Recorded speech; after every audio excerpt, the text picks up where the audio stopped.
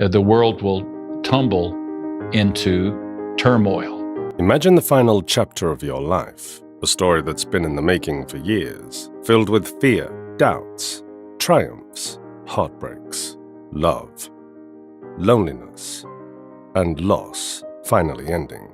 This is not because death is near, but because the world itself is folding up. Max Lucado points to wars, natural tragedies, and an overwhelming feeling of distress around the world as the signs that we are in the last phase. Now the question is there anything we can do about this eventuality? We're not just in the end times, I believe we're in the end of the end times.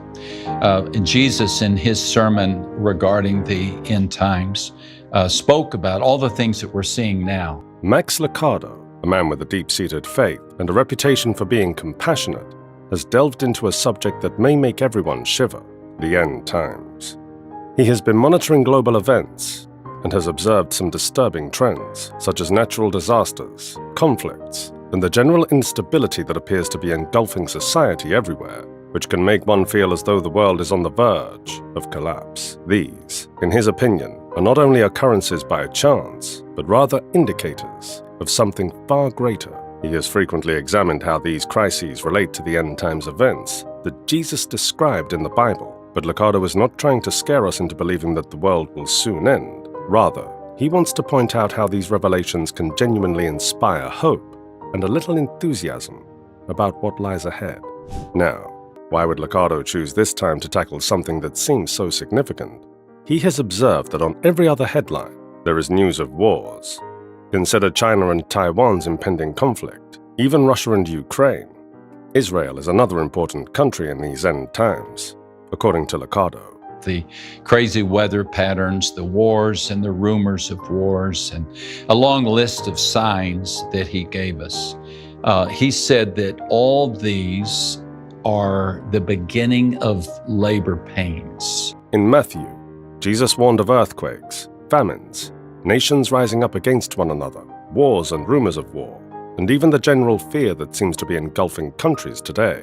However, this is not just a phase.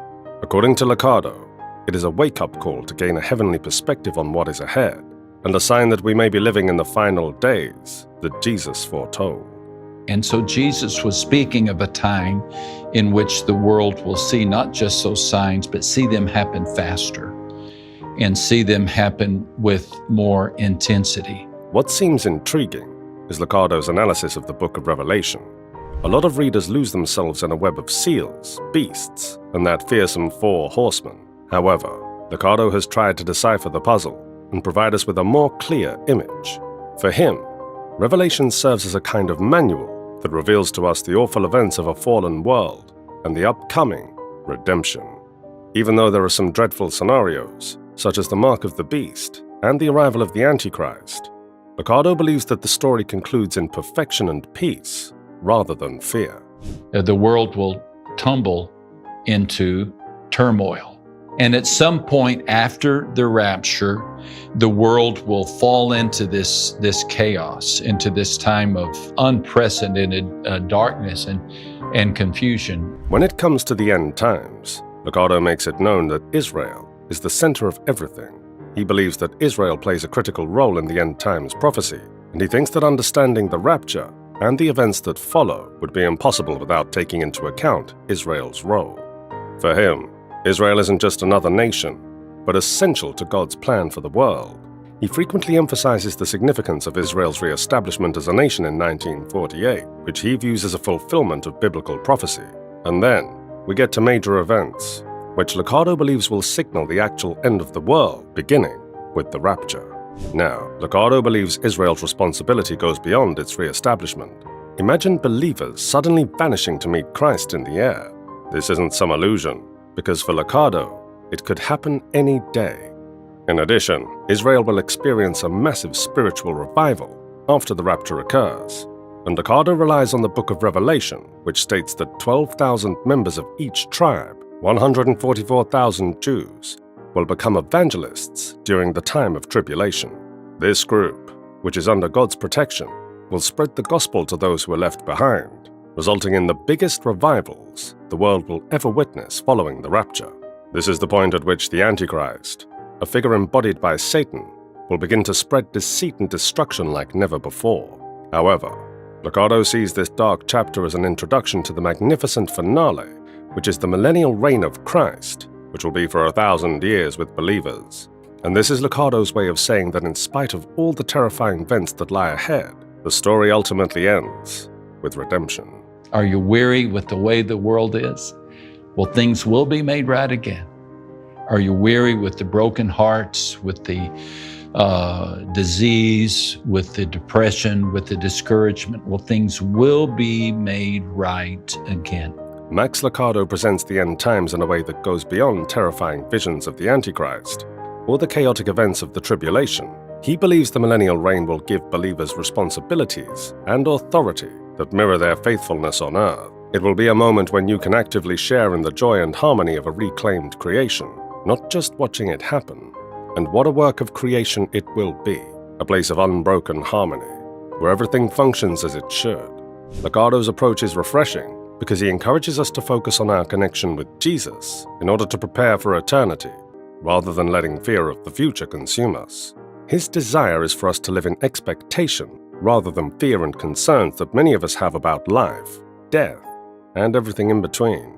Lucado has frequently stated that the thought of getting older has caused him to think more carefully about the meaning of life and what awaits each of us on the other side. When Jesus was on earth, he raised 3 people from the dead. And I've often wondered, why just 3? And then it dawned on me, maybe he couldn't get any more volunteers. Because what they're enjoying is so spectacular. According to Lucado, we are living in the church age, and the church is the reflection of God's kindness and mercy. He is convinced that believers have an amazing role to play in this crucial period, to show God's love and grace to a world in dire need, instead of sitting around doing nothing but waiting for the end of the world.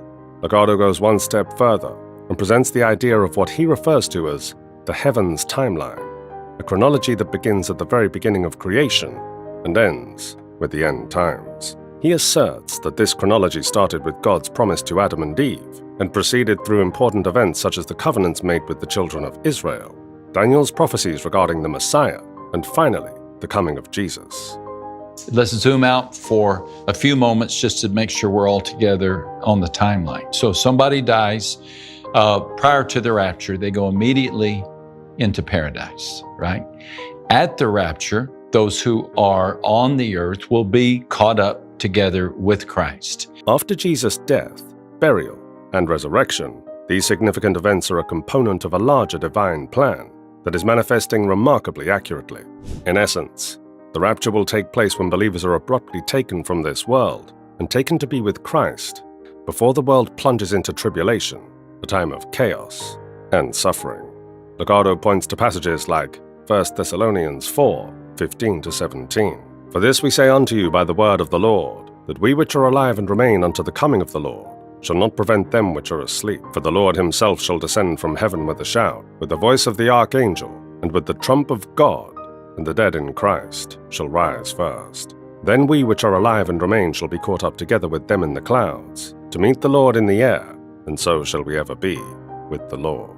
This verse serves as the foundation for Lucado's interpretation of the rapture, which he views as a divine intervention that shields believers from the worst of what lies ahead. His view of the rapture is as a very comforting event, despite the fact that it can sound dramatic or even terrifying.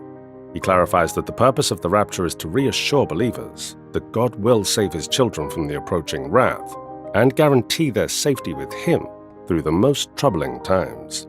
Lucado is a firm believer of evangelism, particularly in light of his belief that the end of the world is near. He believes that this era of the church is our final opportunity to share the gospel with as many people as we can. He urges all believers to freely proclaim their beliefs out of love and urgency, rather than fear. And he takes this responsibility seriously. Are we indeed on the verge of this significant event? To that question, leave your thoughts in the comments. And don't forget to give this video a thumbs up. Till next time, thanks for watching.